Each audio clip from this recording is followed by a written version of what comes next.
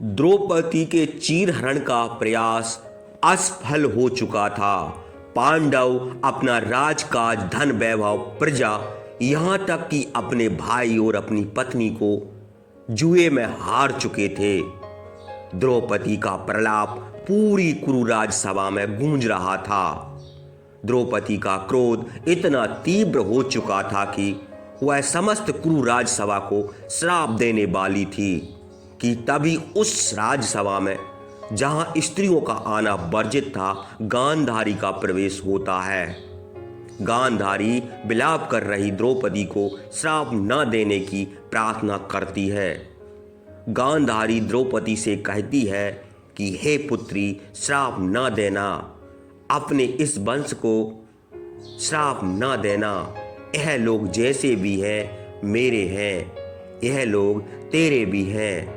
पुत्री, अपने पितामह काका विदुर, ज्येष्ठ पिताश्री गुरु द्रोण, कुल गुरु कृपाचार्य को क्षमा कर दे। पुत्री, तेरी बड़ी मां तेरे आगे हाथ जोड़ती है। इस पर द्रौपदी कहती है, ज्येष्ठ माताश्री, मैं सबको क्षमा कर सकती हूं, परंतु दुर्योधन, दुशासन, अंगराज कर्ण और गांधार नरेश शकुनी को कभी क्षमा नहीं करूंगी। यह सुनकर दुर्योधन तिलमिला उठा और गांधारी से बोला, माताश्री, आप यह सब क्या कर रही हैं? अब यह आपकी पुत्र वधू नहीं है। मैंने इसे जुए में जीत लिया है, इसलिए अब यह हमारी दासी है। इस पर गांधारी क्रोधित स्वर में दुर्योधन से कहती है, मूर्ख दुर्योधन, ये सब करते हुए तुझे लज्जा नहीं आई? अरे वो तेरी भाभी है, तेरी दासी नहीं। अगर अपनी भाभी के वस्त्र हरण करने के बाद भी तेरा मन ना भरा हो तो कह दे दुशासन से कि वह तेरी मां गांधारी का वस्त्र हरण करे। चुप क्यों है पापी? आदेश दे। अपने भाई भ्राता शकुनी कहिए ना अपने प्रिय भांजे से कि वह अपनी मां का एक एक वस्त्र उतार कर इस कुरुराज सभा में निर्वस्त्र कर दे। भ्राताश्री, तुम्हारा तो यह हर कहना मानता है, तो कहिए इससे अपनी मां का एक कहना मान ले और निर्वस्त्र कर दे। मुझे इस कुरुराज सभा में, अरे नीच, तेरे जन्म पर विदुर जी ने ठीक ही कहा था कि तुझे मार देने में ही हस्तिनापुर की भलाई है, लेकिन पुत्र मोह में आकर हमने उनका कहा नहीं माना। अगर हमने उस दिन विदुर जी का कहना मान लिया होता तो तेरे कारण यह भारत वंश यूं अपमानित ना हुआ होता। इतना कहकर गांधारी द्रौपदी को अपने साथ लेकर राज्यसभा से बाहर निकल जाती है। कौरवों की सभा में हुए द्रौपदी चीरहरण ने महाभारत युद्ध की नींव रखी। भयंकर युद्ध हुआ जिसमें कौरव पक्ष के सभी योद्धा जो चीरहरण में दोषी थे वह भी और जो नहीं थे वह भी वीर गति को प्राप्त हुए। इस युद्ध में पांडव विजय हुए और कौरवों की हार हुई। महाभारत युद्ध में विजय के पश्चात द्रौपदी कौरवों के शिविर में बैठी युद्ध के बारे में विचार कर रही थी कि तभी गांधारी द्रौपदी से मिलने शिविर में पहुंची।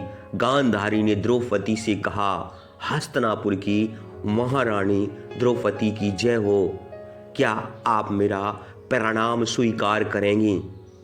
द्रौपदी गांधारी के चरणों में गिरकर रोने लगती है। गांधारी द्रौपदी से कहती है, अपनी विजय पर यूं रोते नहीं है। पुत्री, मेरा कहना मानो तो इस शिविर को छोड़कर चली जाओ। यह शिविर तुम्हारे ज्येष्ठ पिताश्री की मरी हुई महत्वाकांक्षा और तुम्हारे देवर दुर्योधन के अहंकार का शिविर है। अपने प्रियजनों को लेकर अपने शिविर में लौट जा पुत्री। यह सुनकर द्रौपदी ने कहा, ज्येष्ठ माताश्री, मैं विजय शिविर में नहीं आई हूं, मैं अपनी ज्येष्ठ माताश्री का आशीर्वाद लेने आई हूं। गांधारी ने रोते हुए कहा, पुत्री, इस समय मेरा दुर्योधन अपने लहू से नहाया हुआ रणभूमि में अकेला पड़ा है, अपनी मृत्यु की प्रतीक्षा कर रहा है, बहुत अकेला है, बहुत पीड़ा में है। पुत्री, दुर्योधन की पीड़ा देखकर मेरा हृदय शून्य हो गया। इस समय तुम्हें देने के लिए ना तो मेरे पास कोई आशीर्वाद है और ना ही कोई श्राप। और हे महारानी द्रौपदी, मैं आज यहाँ तुमसे कुछ मांगने जरूर आई हूँ। हे कुलवधू, हे पुत्री, यदि संभव हो तो मेरे पुत्र दुर्योधन और दुशासन को माफ कर दे, उन्हें अपनी घृणा से मुक्त कर दे। पुत्री चाहे तो अपने अपमान के बदले मेरा अपमान कर ले, पर मेरे पुत्र दुर्योधन को क्षमा कर दे। पुत्री, क्षमा कर दे। यह छोटा सा संवाद हमें बहुत कुछ सिखाता है कि एक मां अपने पुत्र के लिए किसी भी हद तक गुजर सकती है। गांधारी जानती थी कि उसका पुत्र दुर्योधन पापी है। उसने छल का सहारा लेकर द्यूत सभा में पांडवों की संपत्ति, उनका राज, उनका वैभव सब हड़प लिया। इतना ही नहीं, उसके पुत्र ने अपनी भाभी का वस्त्र हरण जैसा दुष्कर्म करने का प्रयास किया। फिर भी वह क्रूर राजसभा में द्रौपदी से दुर्योधन को माफ करने की प्रार्थना करती है, जिसे द्रौपदी ठुकरा देती है। परंतु फिर भी गांधारी बार बार द्रौपदी से अपने पुत्र को माफ करने की प्रार्थना करती रही। यह पुत्र मोह था जिसने हस्तिनापुर जैसे राज्य की महारानी को अपनी ही पुत्र वधू के सामने हाथ जोड़ने पर विवश कर दिया था। तो दोस्तों, यह था द्रौपदी और गांधारी के बीच अंतिम संवाद। उम्मीद है आपको आज का यह संवाद पसंद आया होगा। संवाद पसंद आया हो तो वीडियो को लाइक करके वीडियो को शेयर करें। धन्यवाद। जय श्री कृष्णा।